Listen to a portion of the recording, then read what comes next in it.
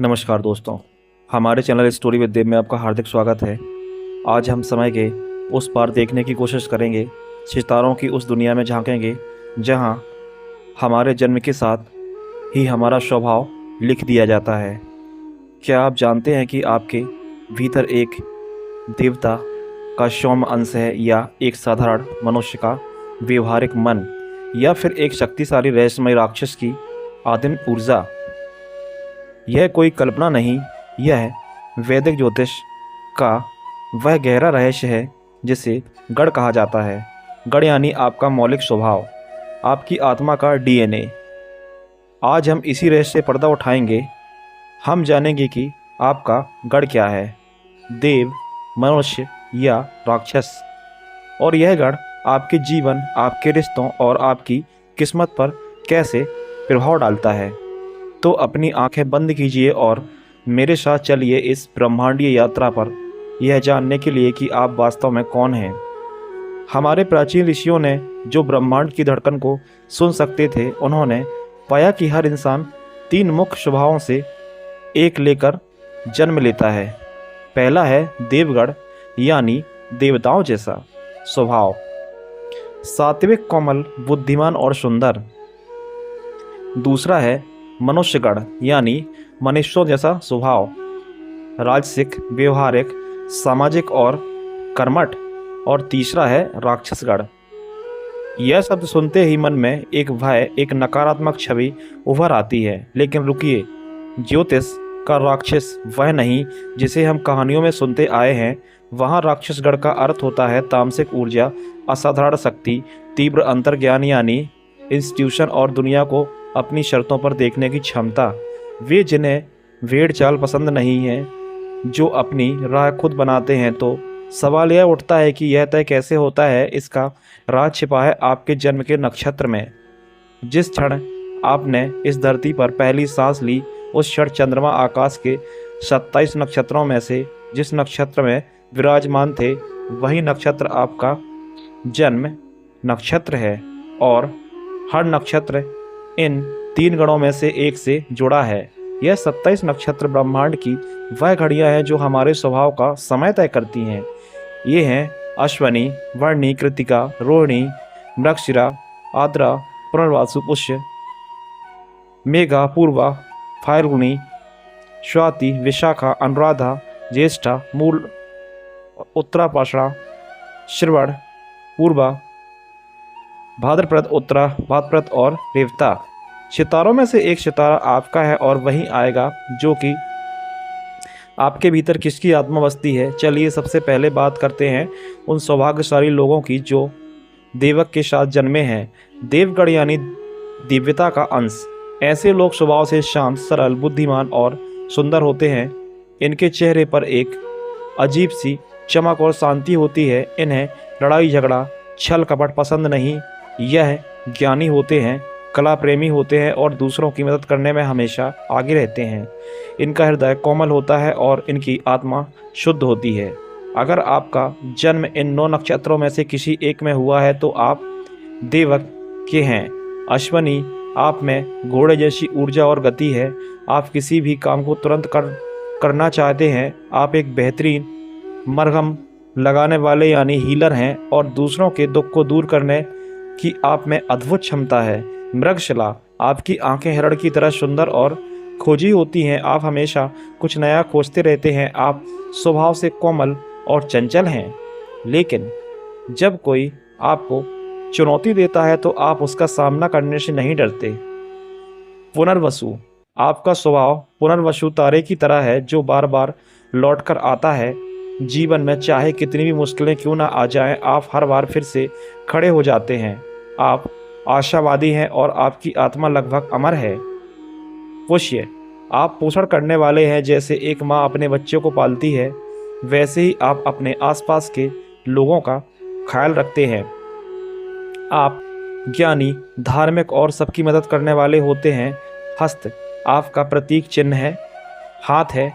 आप कलात्मक हैं, आपके हाथों में जादू है। आप जो भी काम हाथ में लेते हैं उसे पूरी कुशलता से पूरा करते हैं।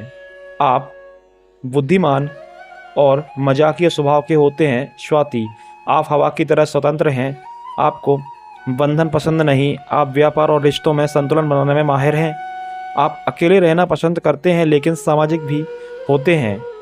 अनुराधा, आप दोस्ती और भक्ति की मिसाल हैं, आप जिससे भी जुड़ते हैं पूरे दिल से जुड़ते हैं। आप जीवन में संतुलन और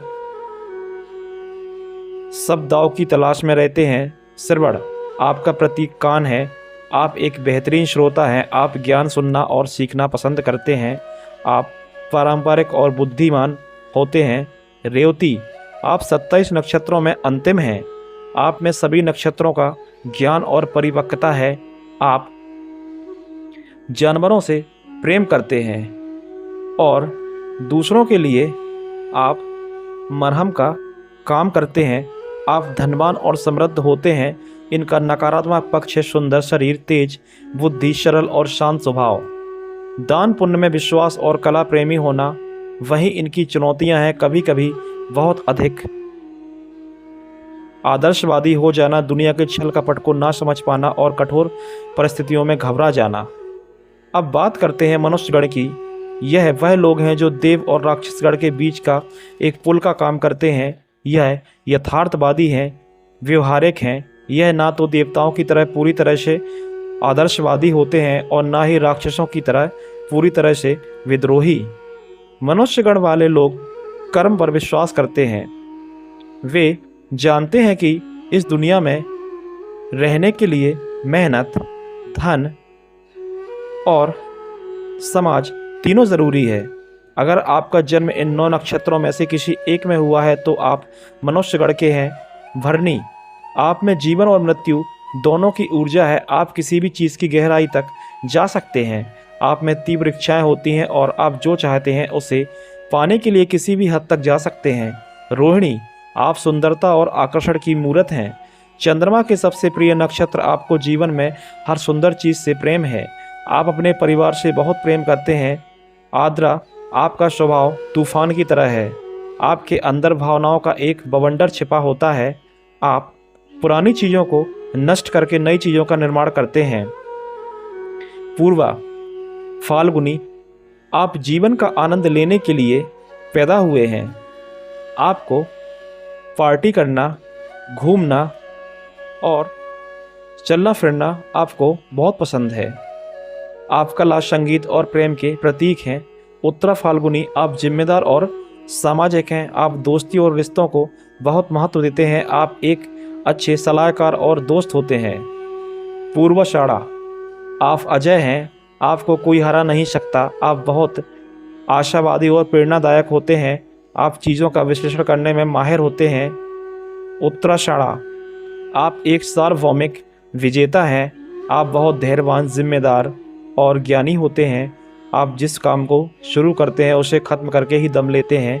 पूर्वा भद्रपद, आप दोहरे स्वभाव के होते हैं। आपका एक चेहरा सौम्य और दूसरा उग्र हो सकता है। आप बहुत ज्ञानी और दार्शनिक होते हैं। उत्तरा भद्रपद, आप समुद्र की तरह गहरे और शांत हैं। आप ज्ञानी, दयालु और दान पुण्य करने वाले होते हैं। आप अपने परिवार की नींव होते हैं। इनका सकारात्मक पक्ष है व्यवहारिक, कर्मठ और सामाजिक होना। वहीं इनकी चुनौतियां हैं कभी कभी भौतिकवादी हो जाना, दूसरों से ईर्ष्या करना और दुविधा में रहना। मैं फिर कहता हूं कि ज्योतिष के राक्षसगण का अर्थ नकारात्मक नहीं है। यह शब्द उन आत्माओं के लिए है जो साधारण नहीं है, जो भेड़चाल का हिस्सा बनने के लिए पैदा नहीं हुई। यह वो लोग हैं जिनमें छठी इंद्री, जिसे हम इंस्टीट्यूशन कहते हैं, इतनी जागृत होती है कि वे आने वाले कल की आहट आज सुन लेते हैं। वे लोगों के चेहरों के पीछे छिपे उनके असली इरादों को देख सकते हैं। यह मानसिक रूप से इतने शक्तिशाली होते हैं कि बड़ी से बड़ी मुश्किल भी इन्हें तोड़ नहीं पाती। यह वह लोग हैं जो भीड़ का हिस्सा नहीं बनते। यह नियमों को तोड़ते हैं क्योंकि इन्हें लगता है कि नियम इन्हें बांधने और कमज़ोर करने के लिए बनाए गए हैं। यह सच को बिना किसी लाग लपेट के बोलते हैं, भले ही वह किसी तलवार की तरह धारदार और चुभने वाला क्यों ना हो। यह अपने लोगों के लिए, अपने परिवार के लिए, अपने सिद्धांतों के लिए किसी भी हद तक जा सकते हैं।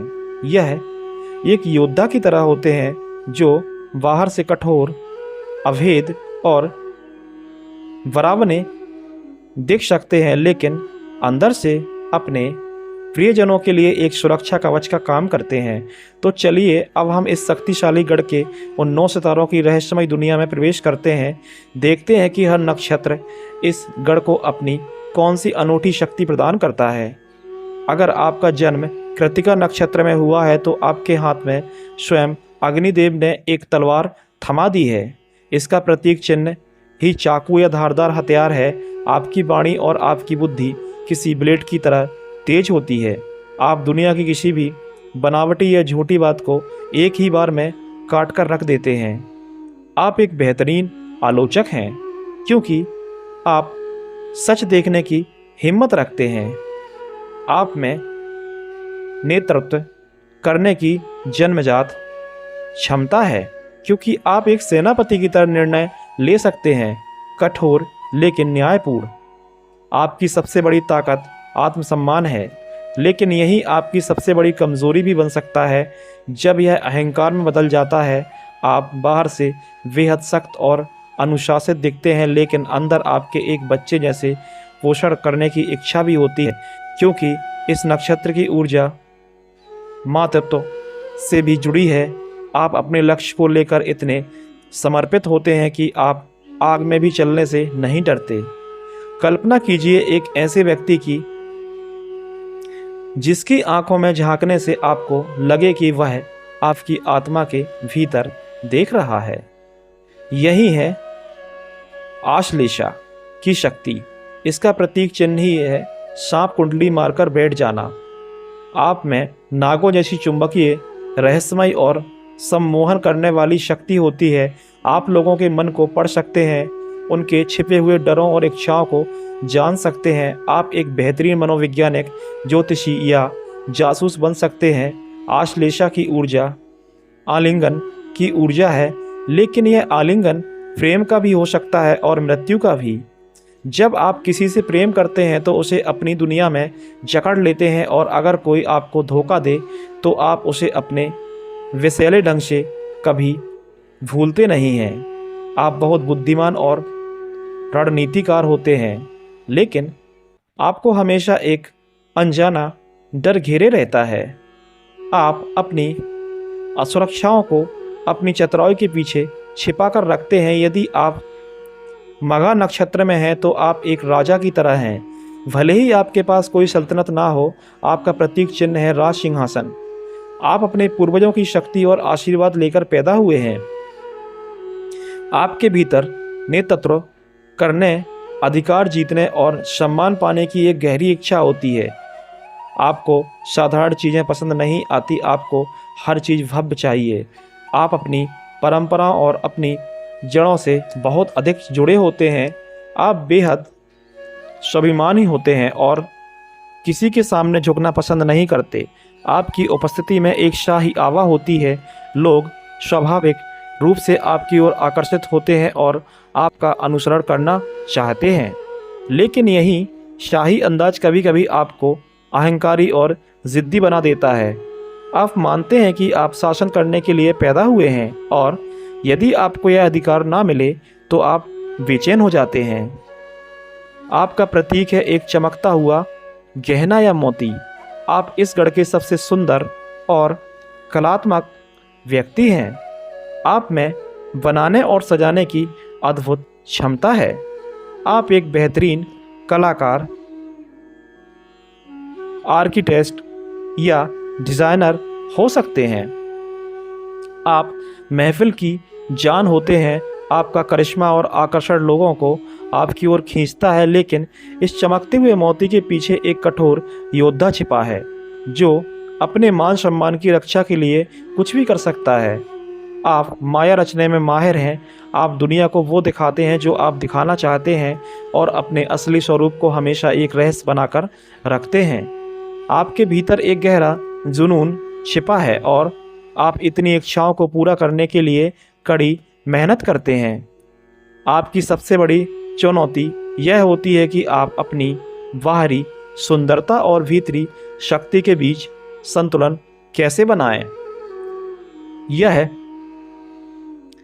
चित्रा नक्षत्र की खूबी है। विशाखा का अर्थ होता है शाखाओं में बटा हुआ। आप हमेशा एक दोराहे पर खड़े होते हैं और आपके सामने हमेशा विकल्प होते हैं, लेकिन आप में लक्ष्य पाने की एक तूफानी इच्छा और एकाग्रता होती है। एक बार जब आप अपना लक्ष्य तय कर लेते हैं तो आपको कोई नहीं रोक सकता। आप अपनी मंजिल तक पहुंचने के लिए साम दाम दंड भेद हर नीति का इस्तेमाल कर सकते हैं। आप बाहर से बहुत सामाजिक और विनम्र दिख सकते हैं, लेकिन भीतर ही भीतर आप हमेशा अपने लक्ष्य के बारे में सोचते रहते हैं।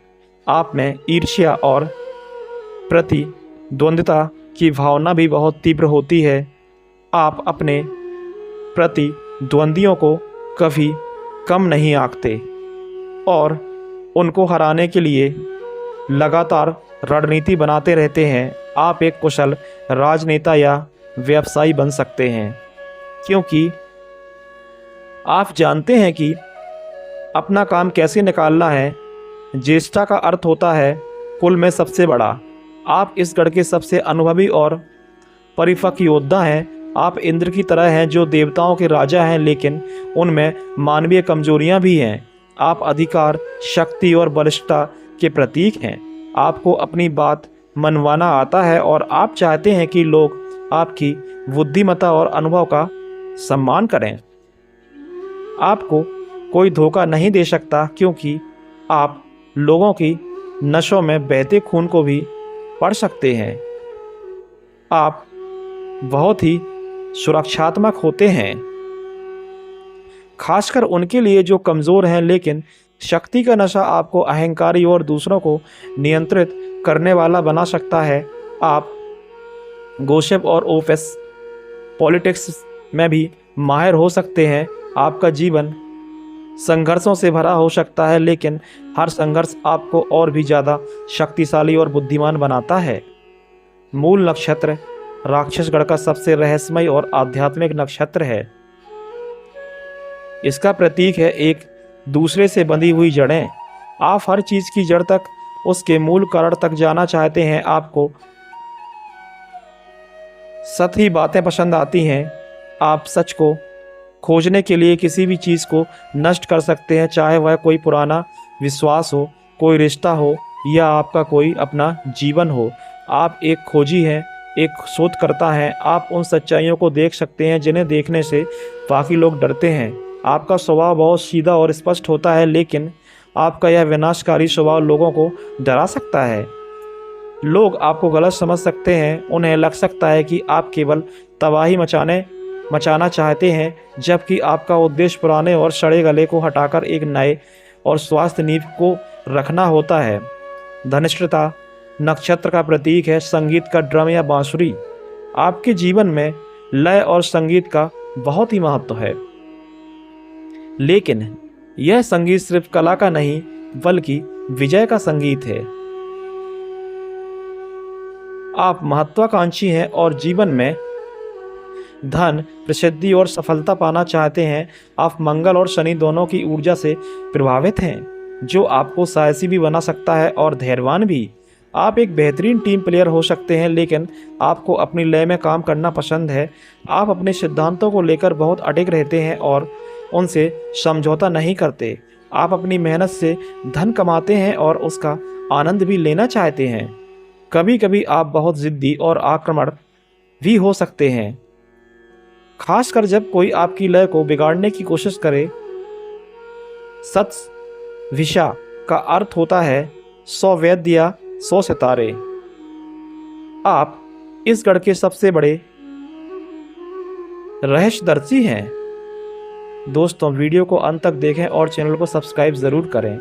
और मरहम लगाने वाले हैं। आपका प्रतीक है एक खाली व्रत जो शून्य और अनंत आकाश का प्रतीक है। आप एकांत प्रिय होते हैं। आपको भीड़ से अलग अकेले रहकर सोचना और काम करना पसंद है।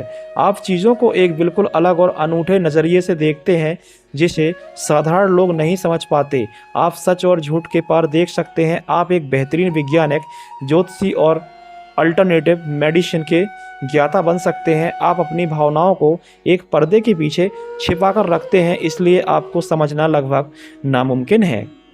आपको अपनी प्राइवेसी बहुत प्यारी होती है और अगर कोई उनमें दखल दे तो आप उससे हमेशा के लिए दूरी बना लेते हैं। तो अब शायद आप समझ गए होंगे कि आपका गढ़ क्या है और आपका स्वभाव कैसा है, लेकिन कहानी यहाँ ख़त्म नहीं होती। असली रहस्य तो अब शुरू होता है जब दो अलग अलग गढ़ मिलते हैं, खासकर विवाह और साझेदारी में। वैदिक ज्योतिष में विवाह के लिए गढ़कूट को 36 में से 6 अंक दिए गए हैं, जो बहुत महत्वपूर्ण है। सबसे उत्तम विवाह तब होता है जब एक ही गढ़ के दो लोग विवाह करते हैं। देव और देव यह एक स्वर्ग में बनी जोड़ी की तरह है। दोनों एक दूसरे के शांत, सरल और ज्ञानी स्वभाव को समझते हैं। दोस्तों, वीडियो को लाइक एंड शेयर ज़रूर करें। उनके बीच आपसी समझ और सम्मान होता है। मनुष्य और मनुष्य यह एक व्यवहारिक और सफल जोड़ी है जो दोनों यथार्थवादी होते हैं, मिलकर घर बनाते हैं, धन कमाते हैं और सामाजिक जिम्मेदारियों को निभाते हैं। राक्षस और राक्षस यह एक शक्तिशाली और दिलचस्प जोड़ी है। दोनों एक दूसरे की स्वतंत्रता का सम्मान करते हैं और एक दूसरे के तीव्र स्वभाव को समझते हैं। वे मिलकर दुनिया का सामना कर सकते हैं। इन सभी को 6 में से 6 अंक मिलते हैं। मध्यम विवाह देव और मनुष्यगण के बीच होता है। यहाँ भी रिश्ता अच्छा चलता है। मनुष्य देवगढ़ के ज्ञान और शांति का सम्मान करता है और देव मनुष्यगढ़ के व्यवहारिक नज़रिए से सीखता है। थोड़ी बहुत नोक-झोंक तो होती रहती है, लेकिन रिश्ता निभ जाता है और इसे 6 में से 5 अंक मिलते हैं। सबसे मुश्किल संयोजन तब होता है जब देव और राक्षसगढ़ का विवाह हो या मनुष्य और राक्षसगढ़ का। इसे गढ़ दोष कहा जाता है और इसमें 0 या 1 अंक मिलता है। सोचिए, एक शांत, सरल, आदर्शवादी आत्मा और दूसरी ओर एक शक्तिशाली, विद्रोही और यथार्थवादी आत्मा। यहाँ टकराव होना स्वाभाविक है। देवगढ़ को राक्षसगढ़ का स्वभाव कठोर और स्वार्थी लग सकता है, वहीं राक्षसगढ़ को देवगढ़ का भोलापन और आदर्शवाद अव्यवहारिक लग सकता है। इस रिश्ते में आपसी समझ बनाना बहुत बड़ी चुनौती होती है। इसी तरह मनुष्यगढ़ वाला व्यक्ति राक्षसगढ़ के अप्रत्याशित और तीव्र स्वभाव से डर सकता है। उसे लग सकता है कि राक्षसगढ़ वाला उसे दबाने की कोशिश कर रहा है। वहीं राक्षसगढ़ वाले को मनुष्यगढ़ वाला इंसान बोरिंग और कमज़ोर लग सकता है। लेकिन क्या इसका मतलब यह है कि यह रिश्ते सफल नहीं हो सकते? नहीं। ज्योतिष शास्त्र सिखाता है, फैसला नहीं सुनाता। अगर दो लोगों के बीच गहरा प्रेम, सम्मान और समझ हो तो कोई भी दोष बड़ा नहीं होता। इसके अलावा ज्योतिष में गढ़ दोष के परिहार यानी उपाय भी बताए गए हैं। यदि दोनों ही कुंडली में ग्रहों की मित्रता हो या 9 मास के स्वामी एक ही हों तो यह दोष काफ़ी हद तक कम हो जाता है। प्रेम और समझ हर दोष की सबसे बड़ी काट है। देव, मनुष्य, राक्षस यह सिर्फ लेवल नहीं है, यह ब्रह्मांड की 3 मौलिक ऊर्जाएं हैं।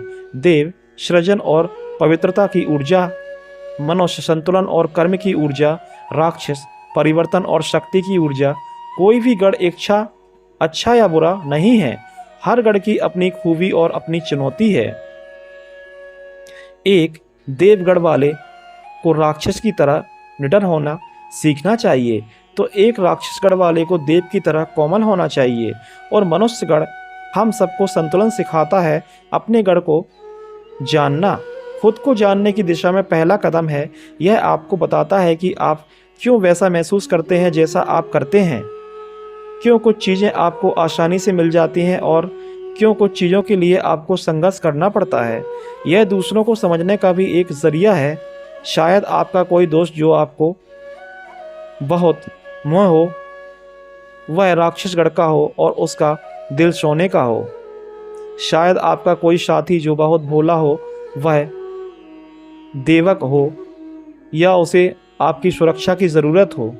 तो आज इस रहस्य को जानने के लिए अपने आप से नफरत या अहंकार ना करें।